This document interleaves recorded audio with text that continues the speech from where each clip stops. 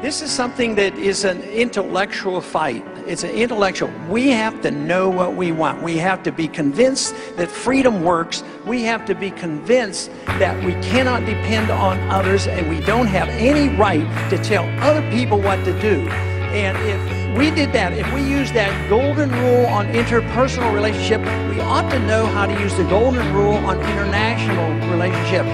If we don't want other countries doing anything to us, we shouldn't do it to them either. I've been blinded by the light as well as by the darkness, but now that I'm awake, grab your lighters and let's spark this debate for the fate of our nation and lives. This stuff is important to both left and right sides, so vote for the guy who's been consistent and strong, the defender of freedom who's been right all along. His name is Ron Paul. This here's my endorsement. It may not mean much, but together we're flawless, unstoppable.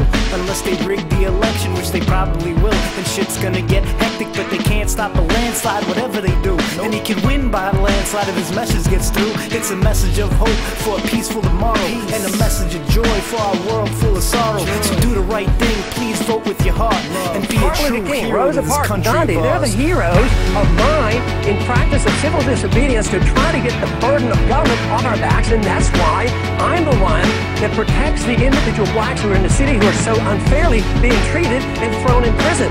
That's the message that needs to be heard, and I'd appreciate somebody helping bring that out rather than nitpicking over something done many years ago, which I did not Ron Paul, victory coming soon if you stand with the man who's been fighting for you. He's been called an old loon just for telling the truth. He's been blacked out, smeared, ridiculed on the news, but the establishment's scared. Just look at the proof. Ron Paul's the only candidate for the youth. And now that they're dying, it's even more vital. His sayings are scripture like here in the Bible. Thou shalt not kill, thou shalt not steal, thou shalt not speak if thou art not real.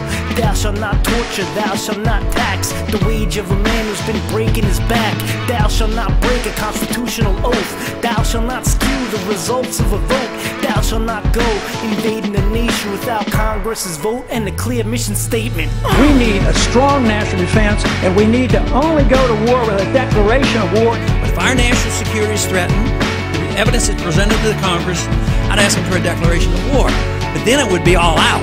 I mean, I would know exactly who the war is going to be declared against and fight the war, win it, and get it over with. But it would be much more precise. The world's been waking up.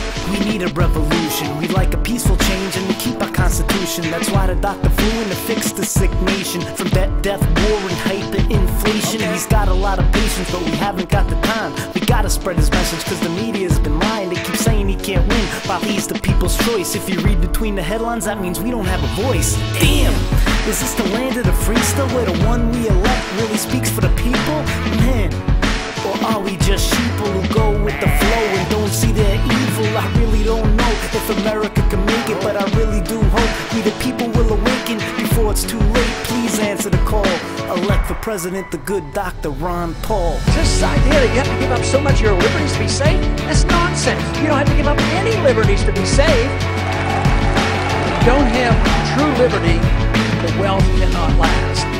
It's been decades of bad economic ideas and bad foreign policy and bad monetary policy. That's where the problem is. He's a man with a plan for the country he loves. Only he understands enough is enough.